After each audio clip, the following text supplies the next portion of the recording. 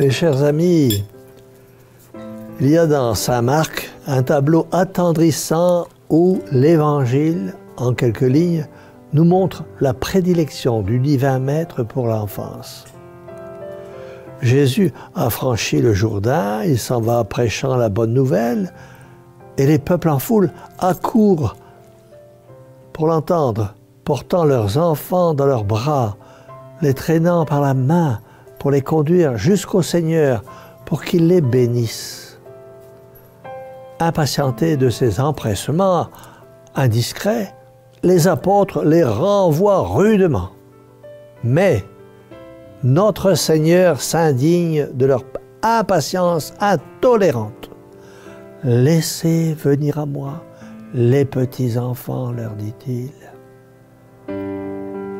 Et il les attire à lui, et il les bénit, et il les embrasse. Oui, il leur donne cette marque de sa tendresse. Et si j'ai bien lu l'Évangile, ces fronts d'enfants sont les seuls que les lèvres divines aient embrassés. D'où vient cette tendresse du Fils de Dieu pour les enfants? Je le sais, c'est charmant un enfant, c'est l'avenir en germe, c'est l'homme en fleur, c'est l'espérance, et rien n'est plus beau. C'est aussi que Jésus voit en eux l'innocence du cœur et de l'esprit. C'est qu'il voit en eux les chrétiens de l'avenir, les membres futurs de son Église. C'est qu'il voit en eux, enfin, les futurs élus de son ciel, ses compagnons d'éternité, les témoins immortels de son éternelle gloire. À l'exemple du Christ et de son Église, tout chrétien, mes amis, doit aimer les enfants, s'intéresser à leur sort, essayer de les sauver. Et je vais vous montrer que dans les temps que nous traversons, l'école chrétienne remplit ce triple but de sauvegarder l'innocence de l'enfant, d'en faire des chrétiens et autant que possible d'assurer leur salut éternel. Je voudrais ouvrir ici une parenthèse concernant l'éducation des enfants à la maison. C'est devenu depuis quelques années une habitude qui est passée dans les mœurs dans de nombreuses familles. Que d'entendre les enfants dire à leurs parents qui leur demandent un service, faire la vaisselle ou desservir la table, « Combien tu me donnes pour cela ?» Et les parents donnent donc de l'argent pour le service rendu. Quelle grande tristesse, mes amis. Voyez-vous, chers parents, vos enfants ne vous aiment plus comme des parents. Ils vous aiment, si l'on peut dire, comme des banquiers. Et je ne sais pas si beaucoup d'entre vous aiment d'un grand amour leur banquier. Chers parents, permettez-moi de vous dire tout simplement qu'en agissant ainsi, vous détruisez votre famille. Il n'y aura plus d'amour pour vous ni entre vos enfants.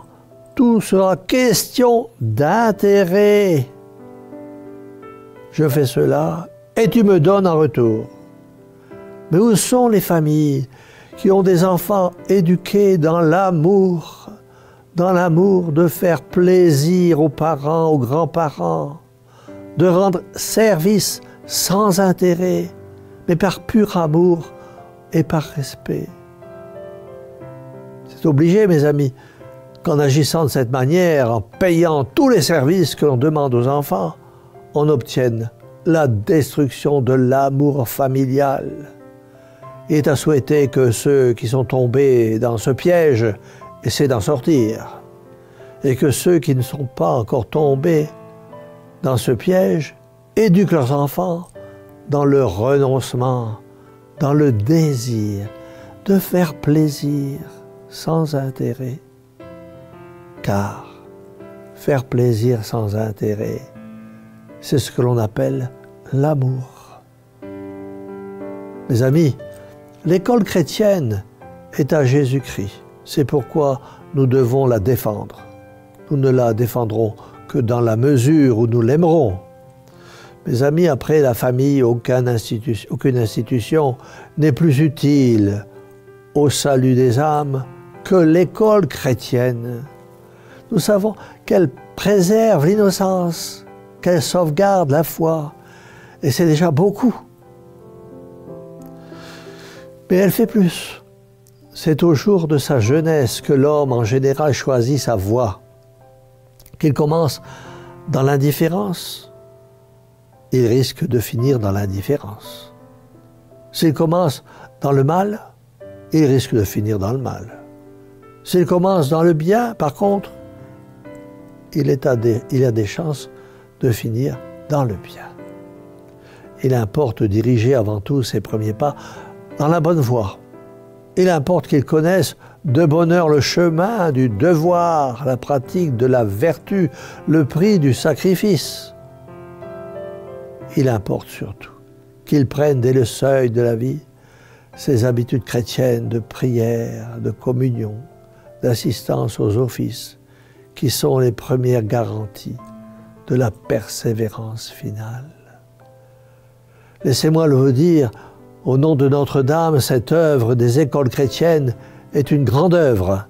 C'est l'œuvre des œuvres, car c'est d'elle dont dépend l'avenir. Si nous voulons des foyers chrétiens, il nous faut des écoles chrétiennes. Si nous voulons un monde chrétien, il nous faut des écoles chrétiennes. Le temps presse, les temps sont très mauvais et la morale chrétienne devient de plus en plus inexistante. N'oubliez surtout pas, parents, que les enfants ne vous appartiennent pas. Ils vous ont été donnés par le bon Dieu. Alors, quelle responsabilité! Confions donc à notre Seigneur le désir immense de voir les écoles de la Fraternité Notre-Dame accueillir le plus d'enfants possible pour les préparer à affronter un monde sans Dieu et intolérant envers la religion. Des enfants qui respecteront leurs parents, des enfants qui par la suite respecteront leurs parents dans leur vieillesse, des enfants qui aimeront leurs parents d'un amour infini, des enfants qui ne rechercheront que le bien et rejetteront le mal, des enfants tout attachés à Jésus-Christ et qui sauront mettre la paix et l'unité autour d'eux. Ah, mes chers amis, si vous voulez des enfants comme cela, choisissez bien l'école où vous les mettrez, car parfois même certaines écoles chrétiennes n'ont plus le nom que de chrétiens. Pour cela, de tout notre cœur, disons, Mère au cœur douloureux et immaculé, sauvez-nous, sauvez nos enfants, et que la bénédiction du Dieu Tout-Puissant, Père, Fils et Saint-Esprit, descende sur vous tous et y demeure à jamais. Ainsi soit-il.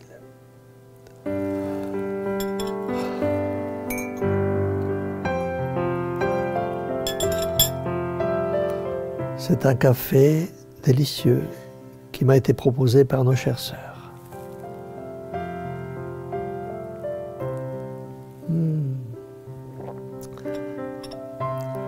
Qu'il est bon d'avoir de bonnes sœurs.